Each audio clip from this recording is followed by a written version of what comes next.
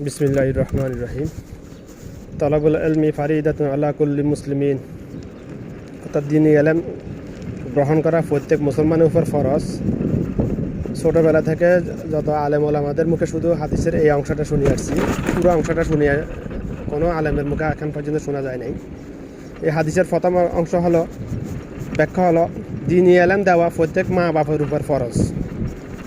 কারণ একটা সন্তান বালেগ হওয়ার আগ পর্যন্ত তাকে যাবতীয় শিক্ষা প্রদান করা একটা মা বাপের উপর দায়িত্ব। বালেগ হওয়ার আগ পর্যন্ত একটা মানুষের ভালো মন্দ জাস্টিফাই করার মতো ক্যাপাসিটি ব্রেন আল্লাহ পাক দেয় না তাকে, সব কিছু সে বুঝতে পারে না। এই জন্য এটা দায়িত্ব হচ্ছে মা বাপের উপর।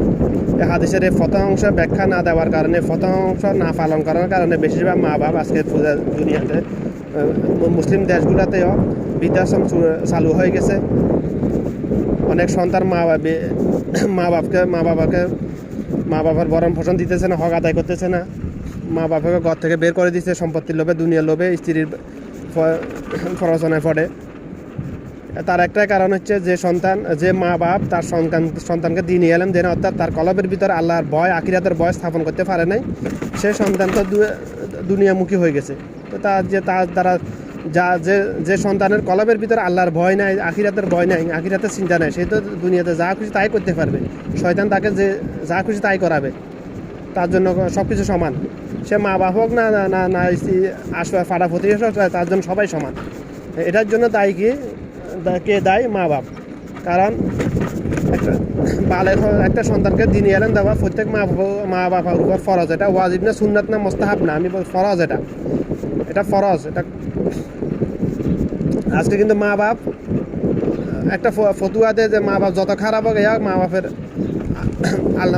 মা বাপের বিচার আল্লাহ করবে, দুনিয়া থেকে বিচার করতে পারবে না। কিন্তু দুনিয়া থেকে বিচার করতে পারবে না, কিন্তু মা বাপ যদি সন্তানের হক আদায় না করে, তার ফলাফল মা বাপকে দুনিয়াতে ভোগ করা লাগতেছে। কেন? একমাত্র এই হাদিসটার উপর মা বাপের ঈমান না থাকার কারণে আজকে দুনিয়াতে বেশিরভাগ মা বাপ, মুসলমানের কথা বলতেছি আমি, বেশিরভাগ মা বাপ সন্তান জন্ম দেয় দুনিয়ার লোভে পড়ে, আখিরাতের নিয়তে না। বেশিরভাগ মা বাপ সন্তান জন্ম দেয় দুনিয়া চিন্তা করে শুধু, মানে যত ছেলে সন্তান জন্ম হবে তত আয় রোজগার বেশি করবে, আমি বড় লোক হবো, ধনী হবো, ফাঁয়ের উপর ফা তুলে খেতে পারবো সারা জীবন, এ চিন্তা করে। আখিরাতের লোভে সন্তান জন্ম দিতেছে না, এই জন্যই সন্তানগুলো এরকম হইতেছে। যে মা বাপ আখিরাতের লোভে, আখিরাতের বিনিময় পাওয়ার আশা সন্তান জন্ম দিতেছে, সে মা বাবা অবশ্যই সন্তানের হকগুলা একটা মা বাবার সন্তান দুনিয়াতে ভূমিষ্ঠ হওয়ার পর মা বাবার উপর যে হক আছে সবগুলো হক মা বাবা আদায় করে থাকে।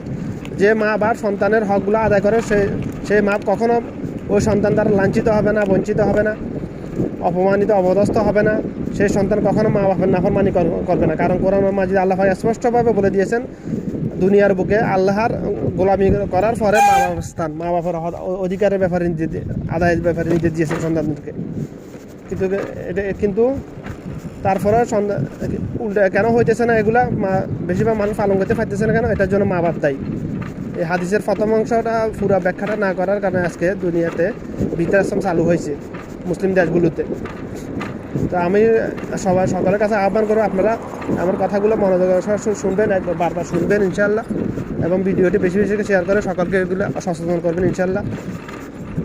আলেম সমাজের কাছে আবেদন, আপনারা ওয়াজ নসিহত করার সময় এই হাদিসের পুরা ব্যাখ্যাটা মানুষের সামনে উপস্থাপন করবেন, বয়ান করবেন ইনশাল্লাহ, যাতে মানুষের কলবের ভিতর পরিপূর্ণ ঈমান